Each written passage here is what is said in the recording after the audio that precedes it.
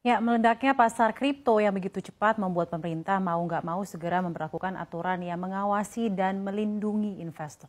Pemerintah dan DPR sendiri akhirnya sudah sepakat untuk mengatur aset keuangan digital termasuk aset kripto di dalam sebuah rancangan undang-undang. Lalu RUU apa yang akan menjadi payung regulasi kripto di Indonesia, bagaimana sebenarnya transaksi kripto dan historisnya selama ini, dan yang perlu kita amati juga tentang keputusan berinvestasi di kripto ini, sebenarnya kontroversi-kontroversi apa sih yang masih membayangi investasi kripto tidak hanya di Indonesia namun juga di global. Kita akan bahas lengkapnya di Dulu Haram, kini kripto menjadi legal. Betul sekali, dengan adanya pengesahan RUU P2SK atau Rancangan Undang-Undang tentang Pengembangan dan Penguatan Sektor Keuangan resmi jadi undang-undang tepat kemarin di Kamis 15 Desember.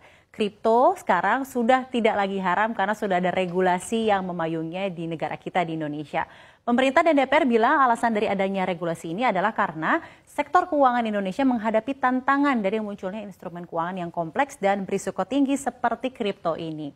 Nah, ketentuan aturan transaksi kripto ini semuanya diatur di dalam bab 16 ya, tentang inovasi teknologi sektor keuangan atau ITSK, dan pengaturan serta pengawasan aset kripto via OJK nantinya akan dibawa Kepala Eksekutif Pengawas ITSK, Aset Keuangan Digital dan Aset Kripto. Ini sejalan dengan adanya rencana 2 penambahan susunan Dewan Komisioner di OJK sendiri.